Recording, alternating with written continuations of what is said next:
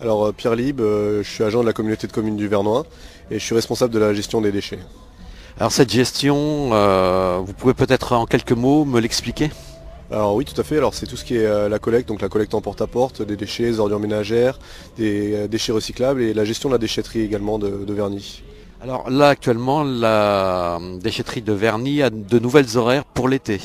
Voilà, tout à fait. Donc on a étendu les horaires pour la période estivale, notamment le lundi matin où elle est ouverte et elle ferme le soir à 19 heures. Parmi cette gestion de déchets, il y a différentes formes de gestion.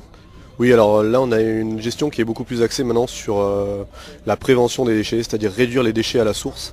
Avant, c'est vrai, on faisait plus la promotion du tri et maintenant on s'oriente vers une réduction des déchets et notamment donc des actions emblématiques sur cette thématique. Alors quelles sont ces actions? Alors ces actions, notamment une qu'on représente aujourd'hui, c'est l'action de compostage, donc qui permet quand même de réduire presque jusqu'à un tiers ces déchets d'ordures ménagères résiduelles, c'est-à-dire son bac brun. Donc c'est une action qui est assez facile à mettre en place quand on a un jardin et qui permet de réduire notamment beaucoup nos déchets, quoi. Alors donc la communauté de communes du Vernois met à disposition des composteurs à faible prix. Voilà, tout à fait. Donc c'est des composteurs qui sont subventionnés, donc de grande taille ou plus petite taille de 360 litres. Ils sont vendus 20 € pour le grand, 15 € pour le petit modèle. Et vendus avec un bioseau donc pour les déchets de cuisine. Alors il y en a encore de disponibles. Alors il nous en reste quelques-uns disponibles. Malheureusement on n'a pas beaucoup de stockage pour pouvoir les recevoir, donc on les distribue en général directement.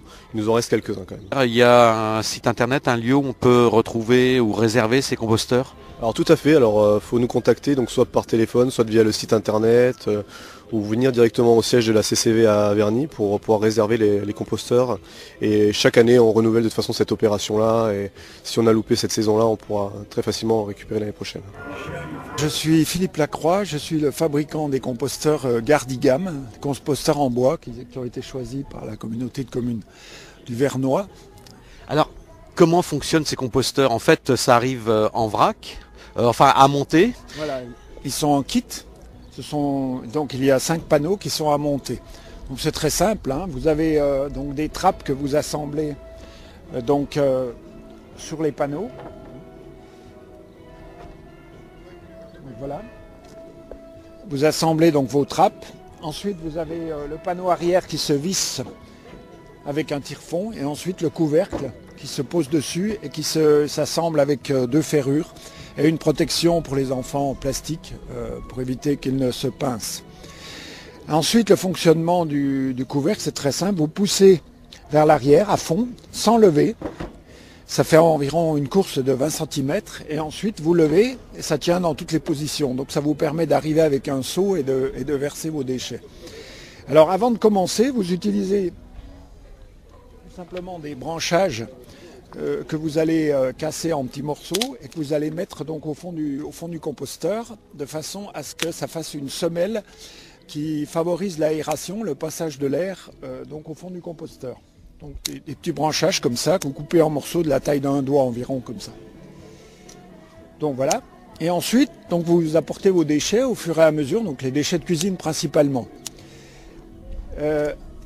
Une règle, c'est que le compostage, c'est la décomposition des matières organiques en présence d'air et d'eau.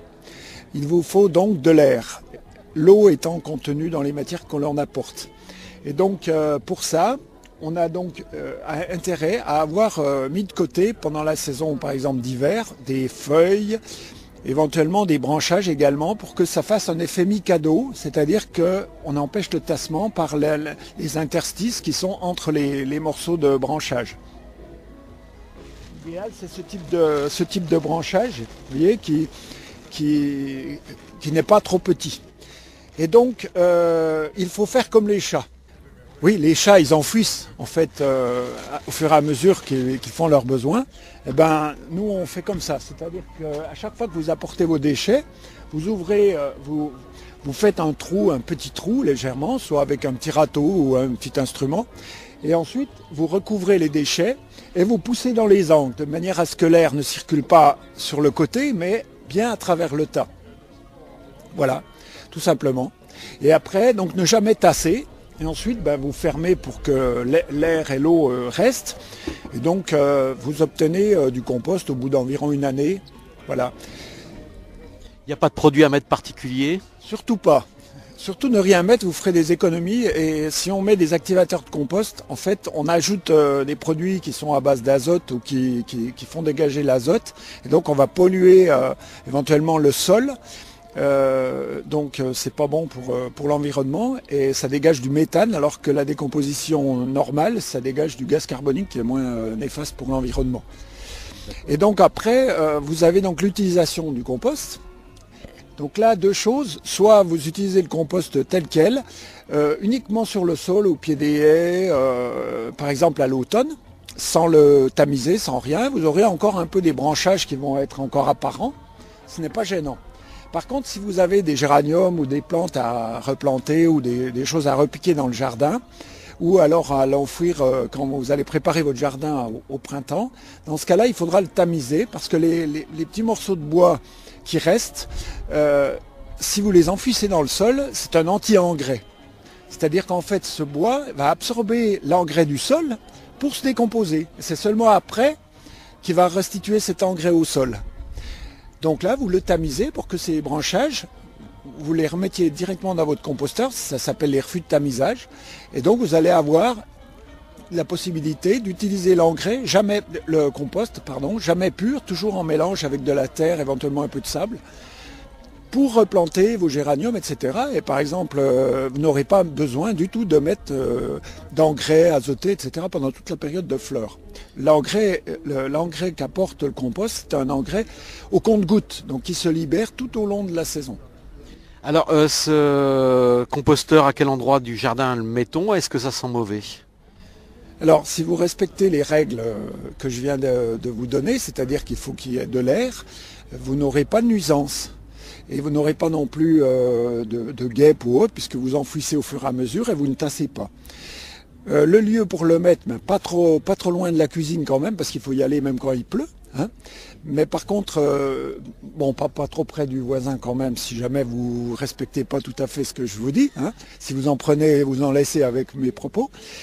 Et disons dans un endroit, l'idéal est semi-ombragé, pas en plein soleil, sinon il faudra rapporter de l'eau parce qu'il aura tendance à se dessécher. Et si vous le mettez en plein nord, là il aura tendance à rester plutôt très humide et à se décomposer très lentement.